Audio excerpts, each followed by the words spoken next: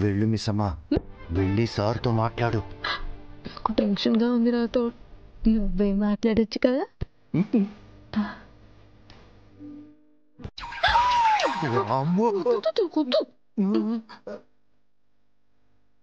Rathod, please Rathod, నువ్వు వెళ్ళి మాట్లాడొచ్చు కదా.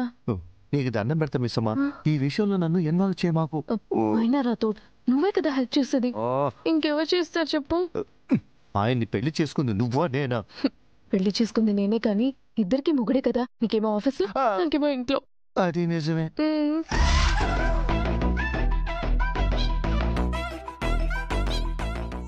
రాతోడ్ వెళ్ళు, వెళ్ళు.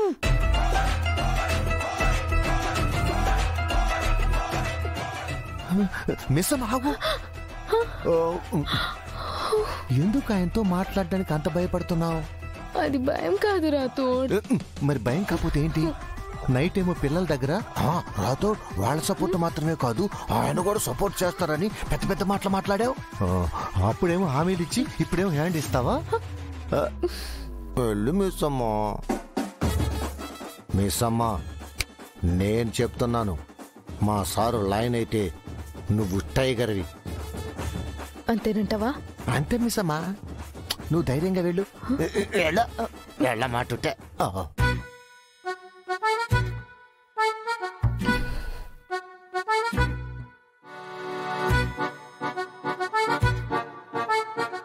ఏంటి పరిస్థితి? మాట్లాడు. చెప్పు బాగి.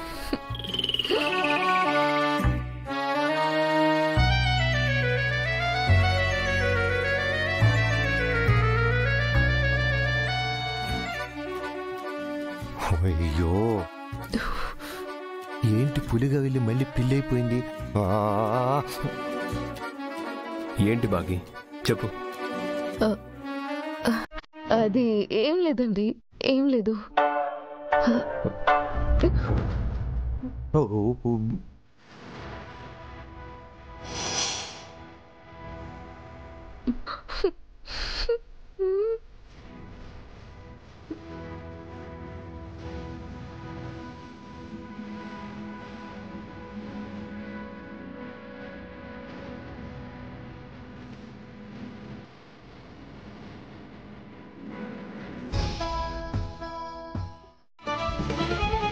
బాలిక, బాలిక, ఓ బాలిక, ఈ బాలిక ఎచ్చటకు వెళ్ళినది? వేకువజాము నుండి కనిపించటలేదు.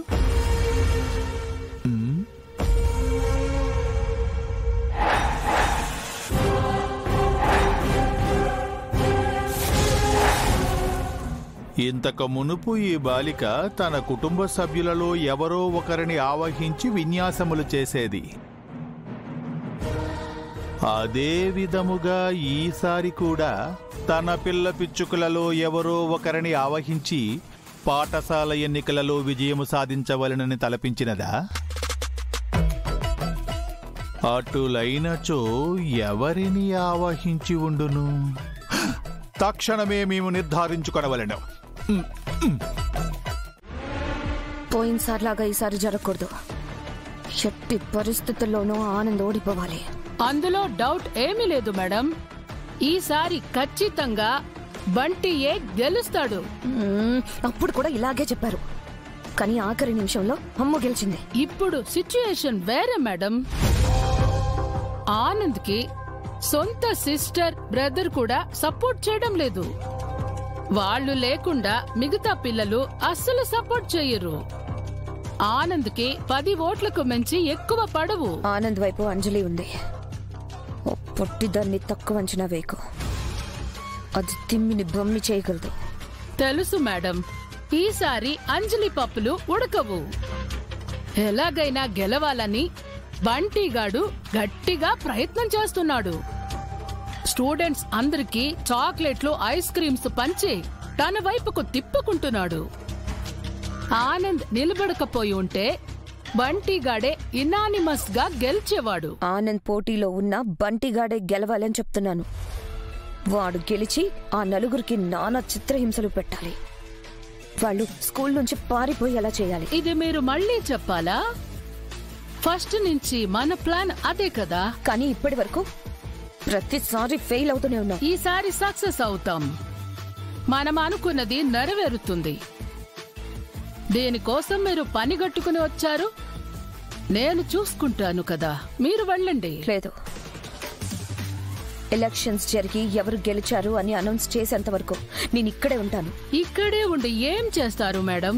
పోటీ జరిగేది అక్కడ బయట మీటింగ్ ఏరియాలో. అక్కడ అందుకు కావలసిన ఏర్పాట్లన్నీ రెడీగా ఉన్నాయి. ఈ స్టూడెంట్స్ అందరూ వచ్చి ఓటింగ్ ఆఫీసర్ దగ్గర క్లాసు సెక్షన్ చెప్పి ఓటు రిజిస్టర్ చేసుకుంటారు. ఇంకొక ఆఫీసర్ వాళ్ళకి ఓటింగ్ స్లిప్ ఇస్తారు. అప్పుడు స్టూడెంట్స్ అందరూ ఆనంద్ బంటి పేర్లలో వాళ్లకు నచ్చిన పేర్లో స్టాంప్ వేసి స్లిప్ బాక్స్ లో వేస్తారు. అంతే మేడం.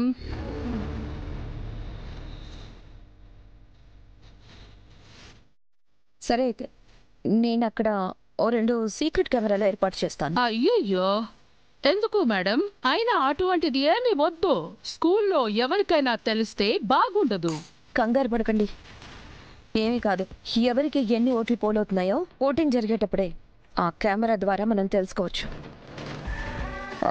ఓటింగ్ స్టార్ట్ అయ్యేలోపు మీరు ఏర్పాటు చేసిన సిపి బాక్సులు లాంటివే సేమ్ ఇంకొక బాక్స్ తెప్పించండి.